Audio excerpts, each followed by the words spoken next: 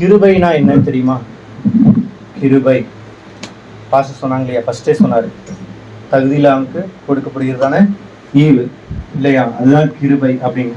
இரக்கம்னா என்னங்க?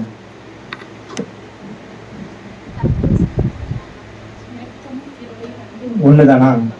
இல்ல, ரெண்டுமே வித்தியாசம் இருக்கு. எப்படின்னா, கிருபைங்கிறது என்ன என்ன அர்த்தத்தில் சொல்லப்படுதுன்னா, கிரேஸ், GRACE, கிரேஸ் அப்படின்னு சொல்லப்பட்டிருக்கு. G God, R richest, A at, C Christ, E expense.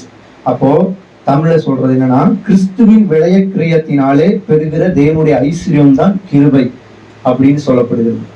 கிருபைங்கிறது நம்மளுடைய முயற்சினாலேயோ நம்முடைய நற்கிரியினாலேயோ நம்மளே அந்த கிருபை நமக்கு கிடைக்கல. அவருடைய குமாரனாலேயே இயேசு கிறிஸ்துவனுடைய கிரயத்தினால கிடைக்கப்பெற்றதுதான் கிருபை என்று சொல்லப்படுது. அதான் தகுதி இல்லாதவனுக்கு கொடுக்கப்படுகிறதான ஈவு, பரிசு என்று சொல்லப்படுது. இரக்கம்னு சொல்லும் போது என்னன்னா, 100% அக்கிரமம் செஞ்சவனா, 100% தண்டிக்கப்பட நான் தான் தகுதியானவன், ஆனால் அதை தராமல் மறுத்தது, அதுதான் இரக்கம், தேவனுடைய இரக்கம். அதுதான் நமக்கு கிடைக்க வேண்டிய தண்டனையை குமாரனுக்குள் செலுத்தி அந்த தண்டனையினால நமக்கு இரக்கத்தை கொடுத்திருக்கார். ஹல்லேலூயா. அதுதான் கிருபைக்கும் இரக்கத்துக்கும் உண்டான வித்தியாசங்கள். சரிங்களா? நம்ம அப்படியே தொடர்ந்து பார்ப்போம். இந்த கிருபை அப்படின்னு சொன்னோன்னே நிறைய பேர் ஒரு கள்ள உபதேசமா இருக்கும் அப்படின்லாம் நினைக்கிறாங்க. இல்ல, கிருபைங்கிறது தேவனால் கொடுக்கப்படுறதுதான ஈவு. அதை சரியாக முறையாக நம்ம என்ன கற்றுக்கொள்ளணும். கிருபைன்னு சொன்ன உடனேயுமே பாவத்துக்காக கொடுக்கப்பட்ட லைசன்ஸ் கிடையாது. அது பாவத்திலிருந்து மேற்கொண்டு அதிலிருந்து பலன் கொள்வதற்காக கொடுக்கப்படுறதுதான் தேவனுடைய கிருபையா இருக்கிறது. இந்த கிருபைங்கிற ஒரு வார்த்தையினால நிறைய பேர் நினைச்சுக்கிறாங்க, புதிய உடன்படிக்கையின் காலத்துல, புதிய ஏற்பாட்டின் காலத்துல தான் இந்த மாதிரி கிருபைங்கிறது அதிகமா இருக்கு அப்படின்னு நிறைய பேர் நினைச்சுக்கிறாங்க. இல்ல, பழைய ஏற்பாட்டின் காலத்திலும் இருக்கிறது. என்னாகமும் எடுத்தவர்கள் வாசிப்போம் ஒரு விஷயம். என்னாகமும் 14, 19, 20 இந்த வசனத்தை வாசிப்போம்.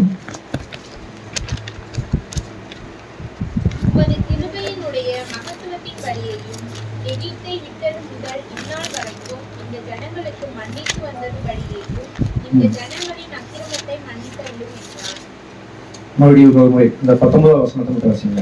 கிருபையினுடைய மகத்துவத்தின் படியையும் எகிப்தை விட்டது முதல் இந்நாள் வரைக்கும் இந்த ஜனங்களுக்கு மன்னித்து வந்ததுபடியையும் மன்னித்ததின்படியையும் இந்த ஜனங்களின் அக்கிரமத்தை மன்னித்தருளும் என்றார். இங்க பாத்தீங்கன்னா இந்த என்னாகமத்துல 14ஆம் அதிகாரத்துல வாசிச்சீங்கன்னா, ஜனங்கள் நோக்கி ஆண்டவர் சொல்லிட்டாரு, அந்த தேசத்தை வேறுவாக்க அனுப்புனாங்க இல்லையா, அந்த தேசத்தை உங்களுக்கு சுதந்திரமா கொடுத்துட்டேன் அப்படின்னு சொல்லிட்டாரு.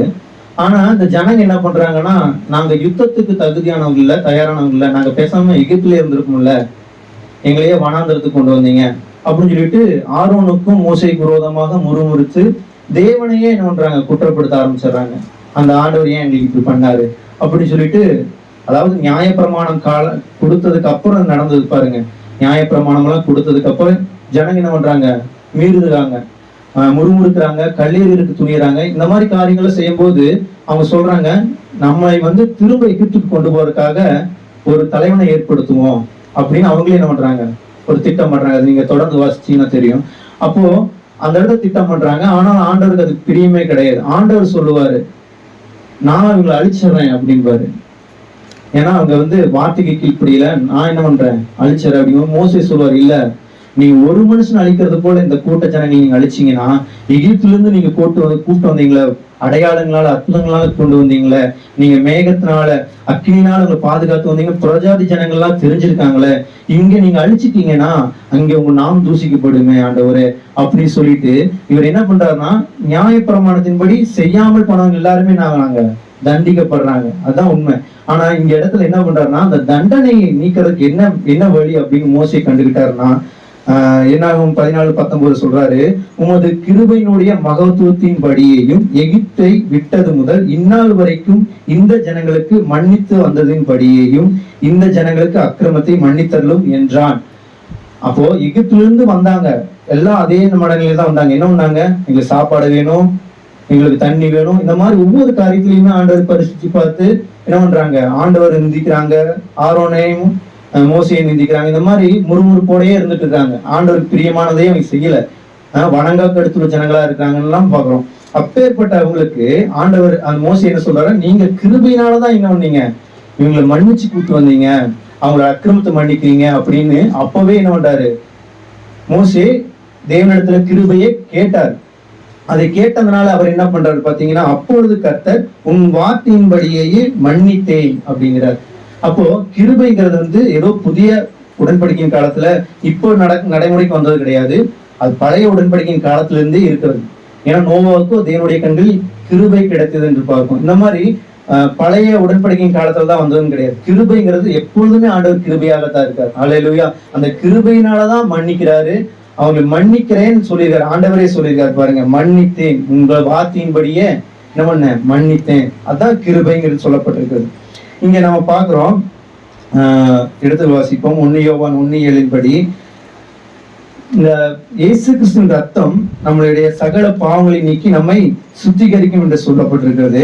இந்த பழைய உடன்படிக்கையின் காலத்துல வந்து நம்ம கேள்விப்பட்டிருக்கீங்களா, ஆட்டு ரத்தம், மாட்டு ரத்தம், புறாக்களின் ரத்தம், இதனாலதான் பாவம் நிவர்த்தி செய்யப்படுதுன்னு. அங்க வந்து என்னாச்சுன்னா பாவம் கழுவப்படவில்லை, மூடப்பட்டது. என்னன்னா அந்த பாவத்தை மறைக்கிறதுக்கு, அந்த பாவத்திலிருந்து விடுதலை யாருக்கு ஏதோ ஒரு பலியை ரத்தத்தை சிந்தி அது என்ன பண்றாங்க, அதனால போக்குறாங்க. திரும்பவும் என்ன பண்றாங்க, வருஷத்துக்கு ஒரு முறை பலிகளை செலுத்திக் கொண்டே வருகிறாங்க. அந்த பாவம் இருந்து கொண்டே இருக்கிறது, என்னது மறைக்கப்படுகிறது. ஆனால் புதிய உடன்படிக்கையின் காலத்தில் இயேசு கிறிஸ்துவின் ரத்தம் என்ன பண்ணுன்னா, நம்முடைய பாவங்களை இருந்த இடத்துல இருந்து கழுவி விடுகிறது. அந்த இடத்துல வந்து அந்த இடத்துக்கான பாவமுக்கான இடமே அந்த இடத்துல இல்லைங்கிறது தான் அந்த இடத்துல உண்மையாக சொல்லப்பட்டிருக்கு. அதான் கிறிஸ்துவின் விலையேற பெற்ற ரத்தம் நம்மளை என்ன பண்ணிக்குன்னா, சகல பாவங்களை நம்மளை சுத்திகரித்து இருக்கிறது. அப்படின்னா சுத்தமா கழுவி எடுத்திருக்குது. அந்த இடத்துல இனி பாவம் இல்லைங்கிறது தான் அர்த்தமா இருக்கிறது. அப்போ கிருபை நமக்காக அந்த காரியத்தை நமக்கு செய்து கொடுத்திருக்கிறது. இந்த கிருபையை நம்ம என்ன பண்ணணும், சரியாக நம்ம என்ன பண்ணணும், கற்றுக்கொள்ள வேண்டியது மிகவும் அவசியமா இருக்கிறது. ரோமர் 3:25-28 பாத்தீங்கன்னா, இந்த நம்மை நீதிமானாக மாற்றி இருக்கிறார் அப்படின்னு சொன்ன போன முறை படிக்கும்போது இல்லைங்களா, நீதிமானாக மாற்றி இருக்கிறங்கிறது வந்து புது சிருஷ்டியினால கொடுக்கப்படுகிறதான ஒரு ஈவு. அதுதான் தேவனுடைய கிருபையினாலே இயேசு கிறிஸ்து மேல வைக்கிற விசுவாசத்தினாலே நீதிமானாக்கப்படுகிறோம் என்பதுதான் அதற்கான சத்தியமாக இருக்கிறது. ஹல்லேலூயா. இப்போ இப்படியெல்லாம் நமக்கு ஆண்டவர் கிருபையா கொடுத்திருக்காரு இல்லையா. இப்போ நான் ஒரே ஒரு காரியத்தை குறிச்சு நான் பேசுறேன். யோபுடைய புஸ்தகத்தை நிறைய பேர் வாசிச்சிருக்கீங்க இல்லையா. யோபுவோட புஸ்தகத்தை எத்தனை பேர் வாசிச்சிருக்கீங்க? யோபுவோட சரித்திர கதைகள்லாம் தெரியும் இல்லையா. யோபு அப்படிங்கிறது வந்து ஏதோ ஒரு கதை புஸ்தகம் கிடையாது, ஏதோ ஒரு கட்டுக்கதையும் கிடையாது. அது உண்மையாக நடந்த ஒரு சரித்திரமான புஸ்தகம். இந்த யோபுவின் புஸ்தகம் எழுதப்பட்ட காலம் வந்து சரியாக சொல்லப்படல. நிறைய பேர் ஆராய்ச்சியாளர்கள் கண்டுபிடிச்சிருக்காங்க. ஆனா ஒன்று காரியங்கள் சொல்லப்பட்டிருக்கு. எப்படின்னா, இந்த யோபுவின் புஸ்தகம் வந்து நியாயப்பிரமாணத்துக்கு முன்பாக எழுதப்பட்டதான புஸ்தகமாக இருக்கிறது. அப்பேற்பட்ட ஒரு நபர் வாழ்ந்தவராக இருக்கிறார் என்று சொல்லப்பட்டிருக்கிறது. இந்த யோபுவின் புஸ்தகத்தை நிறைய பேர் வாசிக்கும் போது என்ன சொல்லுவீங்கன்னா, நிறைய பேர் சொல்லுவாங்க, என்ன சொல்லுவாங்கன்னா, அவர் வந்து ரொம்ப வேதனைப்பட்டார். ஆண்டுடைய பிள்ளைகளுக்கெல்லாம் என்ன வியாதி வரும், ஆண்டுடைய பிள்ளைகளுக்கு வந்து வேதனை வரும், ஆண்டுடைய பிள்ளைகளா இருந்தாவே பிசாசு சோதிப்பான், இப்படின்னு நிறைய பேர் என்ன பண்ணுவாங்க சொல்லுவாங்க. நாமளும் என்ன பண்ணுவோம், யோபு போல புடங்கப்பட்டாதான் அப்படின்னு எல்லாம் நம்ம நிறைய நோண்டுவோம், நம்மளும் சொல்லியிருப்போம். ஆனால் உண்மையான காரியங்கள் என்னன்னா, அதுக்கான சத்தியங்கள் நமக்கு புரிந்து கொள்ளுதல் மிகவும் அவசியமா இருக்கு. ஏன் யோபு அந்த இடத்துல சோதிக்கப்பட ஆண்டவர் அனுமதிக்கிறார்? ஏன் அனுமதிக்கணும்? அவருடைய பிள்ளைக்கு அவரே சாட்சியா கொடுக்கிறார், இவன் உத்தமனும் சன்மார்க்கனும் நீதி உள்ளவனா இருக்கிறான் என்று தேவனாலே நற்சாட்சி பெற்றவனா இருந்தார். அப்பேற்பட்டவரை சோதிக்க முடியாத ஏன் தேவன் அனுமதிக்கணும்? காரணம் என்னன்னா, ஆண்டவர் படைத்த முதலாம் மனிதன் ஆதாம் இல்லைங்களா. அந்த ஆதாமுக்கு ஆண்டவர் தம்முடைய சாயலாகவே தம்முடைய ரூபத்தின்படியாகவே படைத்து தான் என்ன பூமியில் நடப்பிக்க வேண்டுமோ அந்த ஸ்தானத்தை ஆதாமுக்கு கொடுத்தார். இப்போ தேவன் பரலோகத்திற்கு இருக்கிறாரு, பூமியோ மனுபுத்திரன் கையில் கொடுத்தாருன்னு சங்கீதத்தில் சொல்லப்பட்டிருக்கு 78ஆம் சங்கீதத்துல. அப்போ அந்த என்ன பண்ணாருன்னா, ஒவ்வொரு மிருகங்களையும் படைச்சு உண்டாக்கிப்பட்டு அதை வந்து என்னன்னா ஆதாம் முன்பாக கொண்டு வந்து நிறுத்தி, இவன் எதுக்கு பெயர் இடுறானோ அதுக்கு அப்படியே பெயரா உண்டாயிடுச்சு என்று சொல்லப்பட்டிருக்கிறது. ஆதியாகமத்துல வாசிக்கிறோம் 1:27 வந்து தேவனுடைய சாயலாக சிருஷ்டிக்கப்படுகிறார். ரெண்டாவது வந்து 2:19 வந்து அந்த ஜீவ ஜந்துக்களுக்கெல்லாம் பேர் எழுதான், அது அப்படியே பேர் உண்டாகுது. ஆண்டவர் என்ன பண்றாரு, பூமியை மனுஷபுத்திரர்கள் கையில் கொடுக்கிறார். இப்படி கொடுத்துட்டு இருக்கும்போது இங்க ஆதாம் என்ன பண்றாருன்னா, தேவனுக்கு கீழ்ப்படியாமல் பிசாசுக்கு என்ன பண்ணா, கீழ்ப்படிந்ததுனால தனக்கு கொடுக்கப்பட்டதான அதிகாரத்தையும் ஸ்தானத்தையும் என்ன பண்றாரு, இழந்து போறாரு அப்படின்னா, ஆதாம் கிட்ட இருந்த காரியத்தை பிசாசு என்ன பண்ணா, பறிச்சுக்கிட்டான். புரியுதுங்களா? அவனுடைய ஸ்தானத்தை பறிச்சுக்கிட்டான். இப்போ தேவன் ஆதாமோடு தொடர்புடையவராக இருந்தார். பாத்தீங்களா? அவன் தவறு செஞ்சான், நிர்வாணியா இருக்கிறான்னு தெரிஞ்சுமே ஆண்டவர் என்ன எங்க இருக்கிறேன்னு தேடி வந்தார் இல்லையா? அதுதான் மனுஷன், தேவனால் உண்டாக்கப்பட்ட மனுஷனுக்கும் தேவனுக்குள்ள தொடர்பு அப்படித்தான் இருந்துச்சு. எனி டைம் போய் நிக்கலாம். அவன் தவறு செய்தவனா இருந்தாலும் தேவன் போய் என்ன பண்ணாரு, தேடி போய் நின்று கேட்டார் இல்லையா? அந்த ஸ்தானத்தை ஆண்டவர் கொடுத்திருந்தார். இப்போ அந்த ஸ்தானத்தை பிசாசு எடுத்துக்கிட்டான். புரிஞ்சுங்களா? இப்போ தேவனோடு கூட பேசும்படியாகவும் தேவனுக்கு முன்பாக நிற்க முடியாத ஸ்தானத்தை அவன் என்ன பண்றான், பறிச்சுக்கிட்டான். இப்போ இதனாலதான் என்ன பண்றான் தெரியுங்களா? பிசாசு பரலோகத்துக்கு போய் பிதாவினிடத்துல யோபு குறித்து சோதிக்கிறதுக்கு எப்படி நின்னா அப்படின்னா, அவனுடைய ஸ்தானத்துல நிக்கல, ஆதாம் இழந்தான் இல்லைங்களா, அந்த ஸ்தானத்தை எடுத்துக்கிட்டு போய் நின்னான். இப்போ பிதாவாகிய தேவன் எப்பொழுதுமே கொடுத்த ஒரு காரியத்தை கொடுத்ததுனால அந்த வார்த்தையிலையும் அந்த காரியத்துல அவர் உண்மையிலவரா இருக்காரு இல்லையா? அப்போ ஆதாமுக்கு ஒரு ஸ்தானத்தை கொடுத்திருந்தார். எப்படி தேவனோடு கூட தொடர்பு வைக்க முடியும், தேவனிடத்தை வந்து எது கேட்டாலும் அதை கொடுக்க முடியும், பெற்றுக்கொள்ள முடியும். அதுதான் அந்த ஸ்தானம். அந்த ஸ்தானத்தை தான் பிசாசு எடுத்துக்கிட்டு போய் என்ன பண்றான், யோபுவை சோதிக்கும்படியாக என்ன பண்றான், தேவனிடத்துல போய் பேசுகிறான். அதனாலதான் ஆண்டவர் என்ன பண்றாரு, செவி கொடுக்கிறார். கவனிக்கிறீங்களா?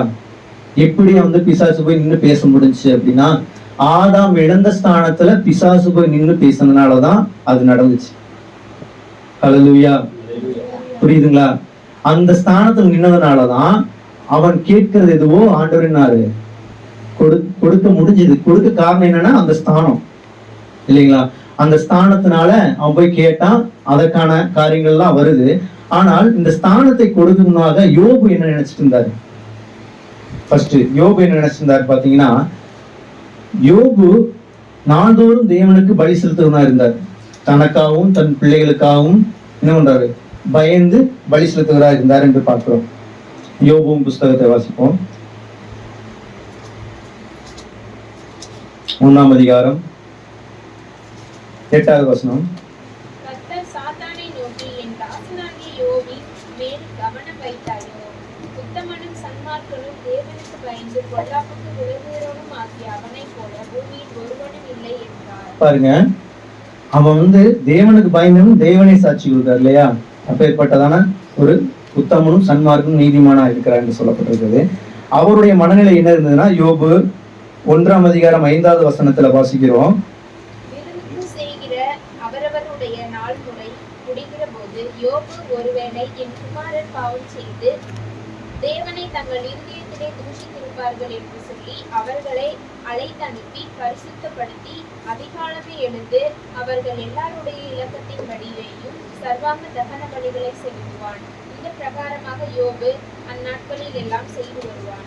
நீங்க பாருங்க, அவர் செஞ்சது தப்பு கிடையாது. தேவனுக்கு பலி செலுத்துறது நல்லது தானே, பிள்ளைகளுக்காக. பிள்ளைங்க நல்லா இருக்கணும், ஆசீர்வாதம் இருக்கணுங்கிறதுக்காக தான் அவர் பலி செலுத்தினார். அந்த பலியை தப்பா சொல்லல. ஆனால் அவர் என்ன நினைவோடு செலுத்தினாருங்கிறதா முக்கியமா இருக்கு. அவங்க பிள்ளைகளை அந்த இடத்துல சொல்லப்பட்டிருக்காரு பாருங்க, ஒருவேளை என் குமாரர் நடக்கல, அவர் குமாரர்கள் என்ன பண்ணல, பாவம் செய்யவில்லை இல்லைங்களா?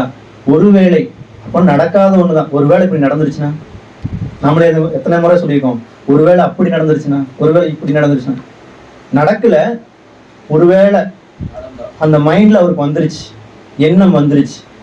அது வந்தது எப்படி சொல்றாரு பாருங்க, யோபு 3ஆம் அதிகாரம் 25வது வசனத்துல சொல்றாரு பாருங்க, நான் பயந்த காரியம் எனக்கு நேரிட்டது, நான் அஞ்சினது எனக்கு வந்தது. அந்த அழிவு எப்படி வந்தது? நடக்காத ஒரு காரியத்தை குறிச்சு ஆல்ரெடி அவருக்கு ஒரு பயம் இருந்துட்டே இருந்துச்சு. பிசாசு நம்ம இடத்துல வந்து விசுவாசத்தை பயன்படுத்துவானா பயத்தை பயன்படுத்துவானா? பயத்தை தான் பயன்படுத்துவான். விசுவாசத்தை பயன்படுத்த மாட்டான். புரியுதுங்களா? உங்களுக்குள்ள பயம் வந்துருச்சுனாவே அவங்களுக்குள்ள நீங்க அனுமதிச்சிட்டீங்க, அவங்களுடைய வார்த்தை கேட்கறதுக்கு நீங்க அனுமதிச்சிட்டீங்கன்னு தான் அர்த்தம். யோபு பயந்துருந்தார். என்ன பயந்துருந்தான்? இதெல்லாம் நடக்கும்னு நான் என்ன பண்ணேன், நினைச்சிட்டு இருந்தேன், அது வந்துருச்சு அப்படின்னு யோபு சொல்றாரு. ஃபர்ஸ்ட் நம்முடைய மைண்ட்ல ஒரு நெகட்டிவா, கர்த்தருக்கு பிரியமில்லாத காரியத்தை நம்முடைய மனநிலை வந்துருச்சுன்னா நம்முடைய வார்த்தையும் அந்த வார்த்தையும் அப்படியே தான் வரும். நம்முடைய வாயின் வார்த்தையும் அப்படியே தான் வரும். அந்த வாயின் வார்த்தை என்ன சொன்னாரோ அது நம்மளுடைய வாழ்க்கையில வந்து நேரிடும். யோபு அதைத்தான் செஞ்சார். மனதுல வந்து ஒரு பயம், ஒரு வேலை செஞ்சிட்டா அப்படி ஒரு பயம் வந்துட்டே இருந்தது. அதனால பலி செலுத்துறாரு. அதனால பலி செலுத்தி அவர் பேச்சும் என்ன ஆயிடுச்சு, என் பிள்ளை தவறு செஞ்சிருவாங்களோ அந்த பேச்சு என்ன பண்ணிடுச்சு, அது கொஞ்ச நாட்கள்ல அவர் வாழ்க்கையில் நடக்க ஆரம்பிச்சிருச்சு. ஆகவே நம்மளுடைய வாயின் வார்த்தையில மரணமும் ஜீவனும் இருக்கிறது. இப்போ நம் நாவை வந்து சரியா பயன்படுத்தலைன்னா அதற்கான பலன் நம்ம என்ன பண்ணுவோம். இப்ப நிறைய முறை சங்கீதத்தில் கூட பார்த்தீங்க இல்லையா, ஏன் மௌனமா இருக்க சொல்றாங்க அப்படின்னா, சில வேளைகள் நிறைய மைண்ட்ல ஓடிட்டு இருந்துச்சுன்னா வச்சுங்களேன், எல்லாத்தையுமே மைண்ட்ல வச்சுக்கிட்டு எல்லாத்தையுமே பேசிடக்கூடாது, எல்லாத்தையுமே இறுதி கொண்டு போகக்கூடாது. புரியுதுங்களா? நம்ம எல்லாத்தையுமே யோசிச்சுக்கிறதுனால எல்லாத்தையுமே இறுதி கொண்டு போய் எல்லாத்தையும் பேசிட்டோம்னா எல்லா காரையும் நம்ம அனுபவிப்போம். புரியுதுங்களா? அதனாலதான் நம்மளுடைய மனநிலையும் நம்முடைய வாயின் வார்த்தையும் ஒன்றா இருக்கணும். ஒரே எண்ணமா இருக்கணும், ஒரே வார்த்தையா இருந்தா மட்டும்தான் அதோடைய சரியான காரியத்தை நம்ம பெற்றுக்கொள்ள முடியும். இங்க அடுத்ததா பார்ப்போம், அவர் ஏன் அப்படி பெற்றுக்கொண்டதுக்கு அப்புறம் அவருடைய நண்பர்கள் எல்லாம் வந்து ஆலோசனை சொல்றாங்க, பரியாசம் பண்றாங்க, எல்லாம் பண்றாங்க. அப்ப யோபு ஒத்துக்கிட்டாரு பாருங்க. யோபு 7:11 சொல்றாரு, என்ன சொல்றாரு, நான் வாயை அடைக்காமல் தன் ஆத்துமாவை கசந்து போக செய்தேன் என்றார். என்னுடைய வாயினாலதான் என்ன பண்ணேன், என்னுடைய ஆத்துமா கசந்து போகிற மாதிரி நான் செஞ்சுட்டேன், என்னுடைய வாயினாலதான் அப்படிங்கிறாரு. ரெண்டாவது யோபு 35:16 சொல்றாரு, வாயின் வார்த்தையால் வீணாக பேசினேன் என்றார். என்னுடைய வாயின் வார்த்தையினால் நான் என்ன பண்ணேன், வீணானதை பேசிட்டே இருந்தேன் அப்படிங்கிறாரு. இங்க யோபு 40:4 சொல்றாரு, நான் இதுவரைக்கும் பேசுனதெல்லாம் என்ன, ஒரு நீசனை போல நான் என்ன பண்ணேன். வசனம் சொல்லுகிறது 40:4, நான் நீசன், என் வாயை பொத்தி கொள்கிறேன் என்பதனால் தேவனிடத்தில் தன்னை ஒப்பு கொடுத்தார். இதுவரைக்கும் நான் பேசுனதுனாலதான் என்ன, இதெல்லாம் நான் வாங்கிக்கிட்டேன், என் வாழ்க்கையில வந்துருச்சு, இன்னும் பேச மாட்டேன் ஆண்டவரே அப்படின்னு சொல்லிட்டு தன்னுடைய வாயை பொத்தி கொள்கிறாராம். அந்த இடத்துல அதுக்கப்புறம் சொல்றாரு பாருங்க, அதுக்கு பின்பாக ஆண்டவர் என்ன பண்றாருன்னா, யோபு 42:12 பாத்தீங்கன்னா, அவன் முந்தின ஆசீர்வாதத்தை காட்டிலும் பிந்தின ஆசீர்வாதம் ரெட்டிப்பாய் ஆண்டவர் கொடுத்தார். புரியுதுங்களா? அவருடைய வாயை மூடிக்கொண்டதுக்கு அப்புறம், நான் பேசுனதெல்லாம் வீணானது அப்படின்னு உணர்ந்ததுக்கு அப்புறம் அவர் என்ன ஆகுறாரு, ஆண்டவர்கிட்ட ஒப்பு கொடுத்த பின்பாக, அவருடைய வாயை ஆண்டு பரிசுத்தப்படுத்தின பின்பாக அவர் என்ன பண்றாருன்னா, தேவன் என்ன சொல்றாரோ அதை கேட்க ஆரம்பிச்சார், அதை பேச ஆரம்பிச்சார். அதுக்கப்புறம் யோபு வாழ்ந்த வாழ்க்கை பாத்தீங்கன்னா, அதுக்கப்புறம் 140 வருஷம் உயிரோடு வாழ்ந்தார். அந்த 140 வருஷமே நல்ல சுகமாக ஆரோக்கியமாக 4 தலைமுறைகளை பார்த்து அதன் பின்பாக தான் மரிச்சாங்க. யோபுன் சரித்திர புஸ்தகம் சொல்லப்பட்ட அந்த சம்பவங்கள் எல்லாமே வந்து நம்ம நிறைய முறை வாசிக்கிறதுனால, நிறைய முறை கேட்கறதுனால, இதுதான் ரொம்ப நிறைய இருந்திருக்கும் போலயே, ரொம்ப வருஷமா நடந்திருக்குமே அப்படின்னு நினைச்சிருக்கீங்க. உண்மையாக வேத ஆராய்ச்சியாளர்கள் சொல்லுறாங்க, அந்த சம்பவம் வெறும் 90 நாட்கள் நடந்ததாம். அவருடைய சரீரத்துல அவர் பட்டார் இல்லைங்களா, வேதனைகள் இதெல்லாமே, அதெல்லாம் வந்து வெறும் 90 நாட்கள் தான் அவர் வந்து அனுபவிச்சாராம். அந்த அனுபவிச்ச அந்த 90 நாட்கள் தான் நம்ம நிறைய முறை பேசிக்கிட்டே இருக்கோம். ஆனா அதுக்கு பின்பாக 90 நாட்கள் முடிஞ்ச பின்பாக 140 வருஷம் தேவனால ஆசீர்வாதமாக வந்தார். இழந்த பிள்ளைகள் திரும்ப பெற்றுக்கொண்டார், இழந்த ஆசீர்வாதத்தை திரும்ப பெற்றுக்கொண்டார். முந்தினை காட்டிலும் பிந்தினை என்ன பண்ணாரு, இரட்டிப்பான ஆசீர்வாதத்தை பெற்றுக்கொண்டார். புரியுதுங்களா? அப்போ நம்ம எப்படி பிசாசு போய் நம்மளை குற்றப்படுத்தினா அப்படின்னு பார்த்தா, ஆதாம் வைத்திருந்த அந்த ஸ்தானத்தை எடுத்துக்கொண்டு போய் பிதாவிடத்தை கேட்டதுனாலதான் என்ன முடிஞ்சு, அவன் மேல குற்றப்படுத்த முடிஞ்சது, அவனுக்காக வியாதியை கொடுக்க முடிஞ்சு, அவனுக்கான இழப்பை கொடுக்க முடிஞ்சு. தேவன் ஒருபோதும் கொடுக்கிறவர் அல்ல. வசனம் சொல்கிறது, யாக்கோபு பொல்லாங்கினால் ஒருவரையும் அவர் என்ன பண்ணாரு, சோதிக்க மாட்டார் என்று சொல்லப்பட்டிருக்கிறது. ஏன்னா அவர் வந்து பொல்லாங்கினால் சோதிக்கிறவர் அல்ல அப்படின்னு சொல்லப்பட்டிருக்கு. ஒருவரையும் சோதிக்க மாட்டாராம், ஒரு மனுஷனை அவர் சோதிக்க மாட்டாராம். அவர் பொல்லாங்கினால் ஒருவனையும் சோதிக்க மாட்டேன் என்று சொல்லியிருக்கிறார். யோபு 40. ஓகே சோதிக்கப்படுகிற எவனும் நான் தேவனால் சோதிக்கப்படுகிறேன் என்று சொல்லாதிருப்பானாக. தேவன் பொல்லாங்கினால் சோதிக்கப்படுகிறவர் அல்ல, ஒருவனையும் அவர் சோதிக்கிறவரும் அல்ல. பாருங்க, அவரு பொல்லாங்கினால் சோதிக்க மாட்டார் ஆண்டவர். ஆண்டவர் சோதிக்கிறாருங்க.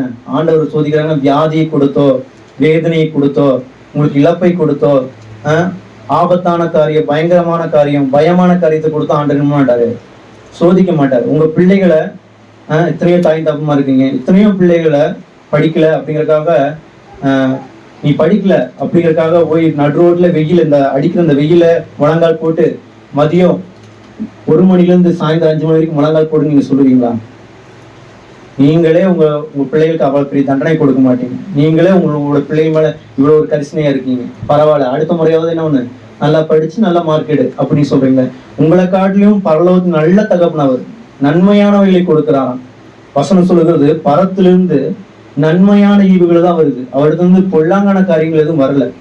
நன்மையானதுதான், பூரணமானதுதான், தேவனுக்கு பிரியமானதுதான் ஆண்டவர் என்ன பண்றாரு, நமக்கு கொடுக்காரு. ஆகவே நம்ம மனநிலை வச்சுக்கணும், ஆண்டவர் ஒருபோதும் சோதிக்கிறவர் அல்ல, வியாதியை கொடுக்கிறவர் இல்ல, வேதனை கொடுக்கறது இல்ல. என்னங்க, இதனால நம்ம ஆண்டவர் மாட்டார், ஒருபோதும் சோதிக்க மாட்டார். இப்ப அடுத்ததாக பார்ப்போம். இந்த பிசாசு போய் பேசினார் இல்லைங்களா, ஆதாமுடைய ஸ்தானத்தினால இருந்து பேசி கொண்டு வந்து அந்த விபத்தையும் ஆபத்தையும் கொண்டு வந்தான்ல யோபு வாழ்க்கையில. இப்போ நம்ம இடத்துல அவன் கொண்டு வர முடியுமா? அந்த அதே மாதிரி செயலை அவனால் செய்ய முடியுமா? இப்பொழுது இப்பயும் போய் இப்ப நான் ஒரு தவறு செஞ்சுட்டேன் அப்படிங்கறக்காக, இல்ல நான் நீதிமானா இருக்கிறதுனாலையும் அவன் போய் இப்ப பரலோகத்துல போயிட்டு பிதானிடத்துல வந்து பேச முடியுமா? யோபு குறிச்சு சொன்னான் இல்லையா, சோதிக்க முடியும், அந்த மாதிரி பேச முடியுமா? சொல்லுங்களேன். இப்ப உங்களை குறிச்சு பிசாசு பேசினா ஆண்டவர் கேட்டு அதை செஞ்சிருவாரா? எத்தனை பேர் விசுவாசிக்கிறீங்க செஞ்சிருவாங்கன்னு? செஞ்சிருவாங்களா, செய்ய மாட்டாரா? யோபு வந்து ஆண்டவர் சொல்றாரு, சன்மார்க்கும் நீதிமானும் தேவனுக்கு பயந்தவன் அவரே சொல்றாரு. அவனுக்கே அவ்வளவு பெரிய சோதனை வந்துருச்சு, நம்மள அப்ப நமக்கு வருமா வராதா? தேவன் அனுமதிப்பாரா மாட்டாரா? அனுமதிப்பாருங்களா? அனுமதிப்பாரா மாட்டாரா? ஏன் அனுமதிக்க மாட்டாரு?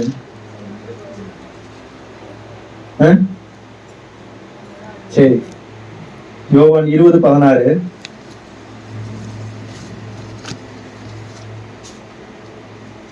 அங்க இயேசு கிறிஸ்து மரித்து அடக்கம் பண்ணப்பட்டு 3ஆம் நாள் உயிரோடு எழும்புறாரு இல்லைங்களா. அவரை பார்க்கும்படியாக மரியாள் என்கிற ஒரு ஸ்திரீ என்ன பண்றாங்க, அந்த கல்லறை இடத்துக்கு போறாங்க. அங்க போய் அவர் காணாமல் ரொம்ப என்ன ஆகிறாங்க, கண்ணீர் வடிக்கிறாங்க, எங்க போதரை காணோம் அப்படி சொல்லிட்டு. அப்போ 17ஆவது வசனத்துல 20:17 இயேசு அவளை நோக்கி, என்னை தொடாதே, நான் இன்னும் என் பிதாவினிடத்திற்கு ஏறி போகவில்லை. நீ என் சகோதரனிடத்திற்கு போய், நான் என் பிதாவினிடத்திற்கும் உங்கள் பிதாவினிடத்திற்கும் என் தேவனிடத்திற்கும் உங்கள் தேவனிடத்திற்கும் ஏறி போகிறேன் என்று உங்களுக்கு சொல்லுகிறேன். இங்க பாருங்க, அதுக்கு முன்பாக ஆண்டவரோட கூட எல்லாரும் இருந்தாங்க, பணிவிடைகள் செஞ்சாங்க இல்லையா, நிறைய ஆண்டவரோட கூட சேர்ந்து ஊழியம் பண்ணிட்டு இருந்தாங்க. நீங்க எல்லாருமே அந்த சமயத்துல எல்லாருமே தொட்டுட்டு தான் இருந்தாங்க இல்லையா, அவரை தொடவும், அவருடைய வஸ்திரத்தோட அவரை தொடவும், இந்த மாதிரி நிறைய காரியங்கள் பாக்குறோம். இந்த இடத்துல இயேசு என்ன சொல்றாருன்னா, எனக்கு தொடாத அப்படிங்கிறாரு. ஏன் அப்படி தொடாத அப்படின்னு சொல்றாரு? நான் சொன்னீங்க, பழைய உடன்படிக்கையின் காலத்துல பாவம் நிவர்த்தி செய்வதற்காக ஒரு பலி செலுத்தப்படுது இல்லையா. அந்த பலியின் ரத்தத்தை எடுத்துக்கிட்டு இந்த ஆசாரியர் என்ன பண்ணுவாரா, தனக்காகவும் ஜனங்களுடைய பாவங்களுக்காகவும் வருஷத்துக்கு ஒரு முறை பலி செலுத்து அந்த ரத்தத்தை எடுத்துட்டு மகா பரிசுத்த தலத்துக்குள்ள போகணும் இல்லையா. அங்க போய் தன்னுடைய பாவங்களுக்காகவும் ஜனங்களுடைய பாவங்களுக்காகவும் கிருபாசன பெட்டியில தெளித்து அந்த ரத்தத்தை அங்க வச்சுட்டு, இதனால உங்களுக்கு என்ன வேணும், மன்னிப்பு கிடைக்கணும், இதனால திரும்ப அவங்களுக்கு ஆசீர்வாதம் வரணும் அப்படிங்கறதுக்காக தொடர்ந்து என்ன வருஷம் பலி செலுத்திக்கிட்டே இருந்தாங்க. அந்த பலி நிக்கவே இல்லை. இங்க இயேசு கிறிஸ்து என்ன பண்றாருன்னா, உலகத்தின் முழு பாவங்களை சுமக்கிற தேவ ஆட்டுக்குட்டியாக வந்து அவருடைய பாவம், அவர்கிட்ட பாவமே இல்லை, ஆனால் பாவமான நமக்காக, இந்த அக்கிரமக்காரர்களாகிய நமக்காக என்ன பண்ணாரு, அவர் வந்து மரிச்சார். அவர் வந்து மரிச்சு அந்த ரத்தத்தை எடுத்துக்கிட்டு என்ன பண்றாருன்னா, பிதாவின் இடத்துல கொண்டு போறாரு, கிருபாசன தண்டையில் கொண்டு போறாரு. கொண்டு போய் என்ன பண்றாருன்னா, ஒரு சுத்திகரிப்பு கொண்டு பண்றாரு பாருங்க. இப்போ ஆதாம் இழந்தான் இல்லைங்களா, அந்த ஸ்தானத்தை பிசாசு பிடிச்சுக்கிட்டான் இல்லையா, அதை பறிச்சுக்கிட்டான். இப்ப ஆதாம் கிட்ட இருந்து இயேசு என்ன பண்றாருன்னா அதை பறிச்சுக்கிட்டாரு. எங்கன்னு பாத்தீங்கன்னா கொலோசியர் 3ஆம் அதிகாரம், கொலோசியர் 2ஆம் அதிகாரம் 13-15 வாசிப்போம். உங்கள் பாவங்களினாலேயும் உங்கள் மாம்ச நாளேயும் மரித்தவர்களாய் இருந்த உங்களையும் அவரோட கூட உயிர்ப்பித்து அக்கிரமங்கள் எல்லாவற்றையும் உங்களுக்கு மன்னித்து நமக்கு எதிரிடையாகவும் கட்டளைகளால் நமக்கு விரோதமாகவும் இருந்த கையெழுத்தை குலைத்து அதை நடுவில் இராதபடிக்கு எடுத்து சிலுவையின் மேல் ஆணியடித்து துரைத்தனங்களையும் அதிகாரங்களையும் உரிந்து கொண்டு வெளியரங்கமான கோலமாகி அவைகளின் மேல் சிலுவையிலே வெற்றி சிறந்தார். பாருங்க, இங்க என்ன பண்ணாங்க? இயேசு கிறிஸ்து முதலாம் மாதம் இழந்த அந்த ஸ்தானத்தை இரண்டாம் மாதமாகிய இயேசு கிறிஸ்து என்ன பண்றாரு? திரும்ப பெற்றுக்கொள்கிறார். புரியுதுங்களா? அந்த திரும்ப அந்த ஸ்தானத்தை என்ன பண்றாரு? அவர் எடுத்துக்கிட்டாரு. இப்ப அவங்ககிட்ட இருந்து உறிஞ்சிக்கிட்டாரு. அப்படின்னா என்ன அர்த்தம் தெரியுங்களா? ஒரு ராஜா இன்னொரு ராஜா கூட யுத்தம் பண்ண போறாருன்னு வச்சுக்கோங்களேன். அந்த ராஜா வந்து என்ன பண்றாரு? அந்த தேசத்துல போய் யுத்தம் பண்ணி அவங்களை ஜெயிச்சிட்டாங்கன்னா, அந்த ஜெயிக்கப்பட்ட அந்த ராஜா இருக்காரு இல்லைங்களா, அந்த நாட்டுடைய ராஜாவை தன்னுடைய ரதத்துக்கு பின்பாக ஒரு பெரிய சங்கிலியில என்ன பண்ணுவாங்கன்னா கட்டி வச்சு, கழுத்துலையும் கையிலையும் காலையும் கட்டி வச்சு அவங்களை என்ன பண்ணுவாங்க? இழுத்துக்கிட்டே வருவாங்களாம். அவங்க பின்னாடியே நடக்க வச்சுட்டு வருவாங்களாம். அவனுக்குள்ள இந்த வஸ்திரம், அவனுக்குள்ள இந்த ஐஸ்வர்யம் எல்லாத்தையும் அவங்க எடுத்துட்டு வருவாங்க. அப்ப எடுத்து வரும்போது அந்த ராஜாவுடைய பெருவரலுக்கு இல்லையா, கட்டவுடைய பெருவிரல் 2 விரலுமே கட் பண்ணிடுவாங்க, 2 காலுடைய பெருவரலையும் கட் பண்ணிடுவாங்க. கட் பண்ணிட்டு அவர் இழுத்துட்டு வருவாங்களாம். அப்போ என்ன அந்த இடத்துல சொல்லப்படுதுன்னா, உரிந்து கொண்டாருங்கிறதுனா அவருக்குள்ள இருந்தான ஐஸ்வர்யத்தையும் அவங்க நாட்டுக்குள்ள இருக்கிறதான எல்லா செழிப்பையும் அவர் எடுத்துக்கிட்டது மாத்திரம் இல்லாம அவருடைய கட்டவரில் எடுத்துட்டாங்கன்னா வச்சுக்கோங்களேன், இனி எதையுமே அவனால என்ன முடியாது? பட்டயத்தை கையில பிடிக்க முடியாது. புரியுதுங்களா? யுத்தம் பண்ண அவனால என்ன முடியாது? கையில பிடிக்க முடியாது. ஒரு போருக்கு போய் நிக்கிறதுக்கு இந்த காலுடைய கட்டைவரல் ரொம்ப முக்கியம், நம்ம முன்னேறி செல்வதற்கு. அந்த கட்டவரில் எடுத்துட்டாங்கன்னா அவங்களால நிக்க முடியாது. புரியுதுங்களா? அப்போ அதே மாதிரிதான் உங்களுக்கு விரோதமாக போய் பரலோகத்துல நின்று பேசினா இல்லையா யோபுக்கு விரோதமா, அந்த விரோதமான காரியத்தை எப்படி உறிஞ்சிக்கிட்டாருன்னா, இப்படித்தான் பிசாசனுடைய நம்ம மேல வச்சிருந்த அதிகாரத்தை, நம்ம மேல வச்சிருந்த துரைத்தனத்தை, நம்ம மேல வச்சிருந்த ஆளுமைய என்ன பண்ணாருன்னா அதை உறிஞ்சிட்டாருன்னா இந்த மாதிரிதான்.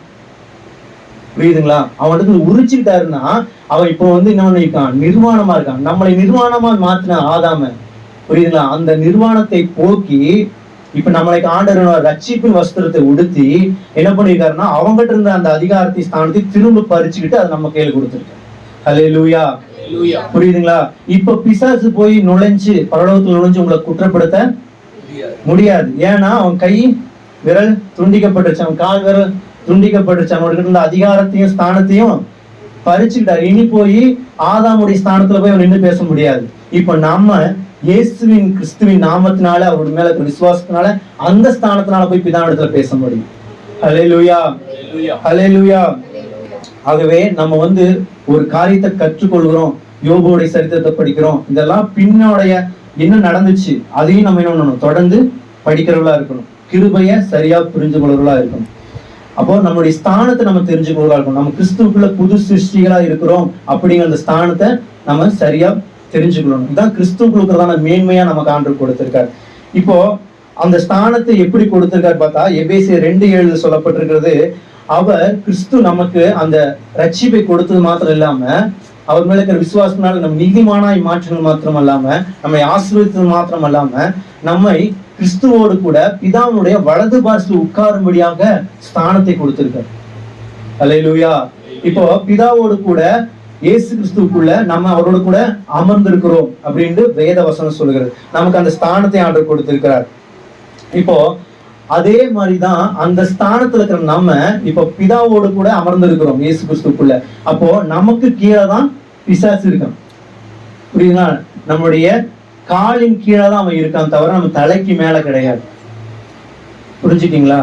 அப்போ உங்களுடைய ஸ்தானம் எங்க இருக்கு? பிசாசு குறிச்சு உங்களுக்கு பயம் இருக்கக்கூடாது ஃபர்ஸ்ட். புரியுதுங்களா? தேவனுக்கு கீழ்ப்படிந்திருங்கள், பிசாசுக்கு எதிர்த்து நில்லுங்கள், அப்பொழுது அவங்க உங்களை விட்டு ஓடி போவான் என்று வேதம் சொல்கிறது. தேவனுக்கு கீழ்ப்படிந்திருங்கன்னா தேவன் உங்களுக்கு ஒரு காரியத்தை கொடுத்திருக்கார் அப்படின்னு ஒரு வார்த்தை சொல்லிட்டாரு, பண்படுத்தி ஆண்டுகொள் அப்படின்னு. அதுதான் கீழ்ப்படியல். புரியுதுங்களா? அது அந்த வார்த்தையின்படி செய்யறதுதான் கீழ்ப்படிதல். உங்களை வந்து கிறிஸ்துவுக்குள்ள உன்னதங்களை உட்கார செஞ்சிருக்காருங்கிறதான் உங்களுடைய ஆண்டவர் சொல்றதுதான் கீழ்ப்படிதல். புரியுதுங்களா? அந்த வசனத்துக்கு கீழ்ப்படிதல். அந்த கீழ்ப்படிதல்னால நீங்க அவனை எதிர்த்து இருந்தீங்கன்னா அவங்களை விட்டு ஓடி போவான்ங்கிறதான வார்த்தை சொல்லுது. ஹல்லேலூயா. அப்போ நம்ம என்ன பண்ணணும்னா கிறிஸ்துவ புது சிருஷ்டியோடைய மேன்மையான தகுதியை நம்ம என்ன பண்ணணும்? நம்மளை நாமளே பார்க்கிறவர்களா இருக்கணும். ஹல்லேலூயா. சரி, அடுத்தது இன்னொன்று பார்ப்போம்.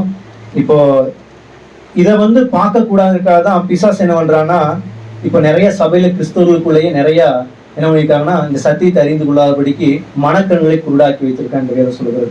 2 கொரிந்தியர் 4:4 சொல்லப்பட்டிருக்கிறது, தேவனுடைய சாயலா இருக்கிற கிறிஸ்துவின் மகிமையான சுவிசேஷத்தின் ஒளி அவ்விசுவாசிகளாகி அவர்களுக்குள் பிரகாசமாய் இராதபடிக்கு இப்பிரபஞ்சத்தின் தேவனானவன் அவர்களை மனதை குருடாக்கினான் என்று தேவன் சொல்லுகிறது. இப்போ இதேதான் என்ன பண்ணிக்கணும்னா, தேவனுடைய சாயல்ல கிறிஸ்துவின் மகிமையினால சுவிசேஷத்தின் ஒளி அவரால் நமக்கு கிடைக்கப்பட்ட அந்த ஸ்தானத்தை, அந்த அந்த அதிகாரத்தை, அந்த வல்லமையை நம்ம தெரிஞ்சு கொள்ளக்கூடாதபடித்தான் என்ன பண்ணிருக்கான்னா குருடாக்கி வைத்திருக்கிறான் என்று வேதத்தை சொல்லியிருக்காரு.